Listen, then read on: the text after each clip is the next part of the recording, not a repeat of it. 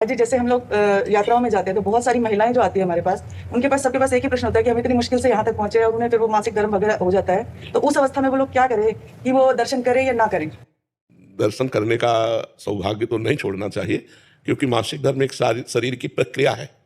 जो प्रत्येक माताओं बहनों के शरीर में स्वाभाविक आती है, महीने में एक बार आती है। अब वो अचानक ऐसी स्थिति आ गई है और बार बार आना जाना हो नहीं सकता, तो हमें लगता है कि स्नान करके और भगवत प्रसादी चंदन जल आदि छिड़क करके भगवत दर्शन कर लेना चाहिए दूर से। ना कोई सेवा सामग्री देनी चाहिए और ना वहाँ स्पर्श करना चाहिए, दूर से दर्शन तो कर ही लेना चाहिए, पता नहीं जिंदगी में दोबारा आना हो कि ना हो। और ये मासिक धर्म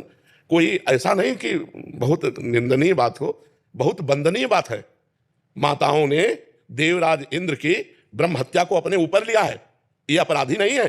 कि मासिक धर्म निंदनीय, ऐसे ऐसे नहीं है, इसका रहस्य समझिए। जो माताओं में मासिक धर्म होता है, देवराज इंद्र त्रिभुवन पति है और उनके द्वारा ब्रह्म हत्या बनी वृत्तासुर के मारने की, तो उस ब्रह्म हत्या को ब्रह्म ऋषियों ने विभाजित किया। पहले नदी को दिया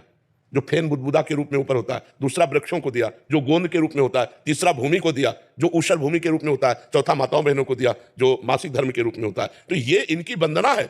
कि इन्होंने त्रिभुवनपति ब्रह्म ऋषियों की हत्या को इन्होंने अपने ऊपर लिया, इन्होंने थोड़ा अपराध किया है, अब उससे लाभ से वंचित कर दिया जाए इनको, तो ऐसा नहीं, ऐसा नहीं। वो स्नान आदि करके पवित्र होकर दर्शन कर ले तो सौभाग्य, क्योंकि बार बार तो जाना नहीं है। जी जी, बहुत मुश्किल है। हाँ नहीं, हम इस बात में स्वीकृति कि आप कुछ भेंट नहीं दे सकते, आप कुछ छू नहीं सकते, लेकिन दूर से दर्शन करके अपना जीवन सौभाग्य तो संभाल सकते हैं, क्योंकि इतनी मेहनत करके किसी भी धाम में सबके पास इतनी अर्थ बाहुल्यता नहीं होती। कोई कोई अर्थ की बहुत समस्या से जूझ करके जाता है, कोई शरीर की समस्या से जूझ के, कोई इतने कामों में फंसा हुआ है कि अब वो इस बात से केवल वंचित कर दिया जाए कि हाँ, तो इसलिए हमें लगता है कि उनको ये सौभाग्य मिलना चाहिए।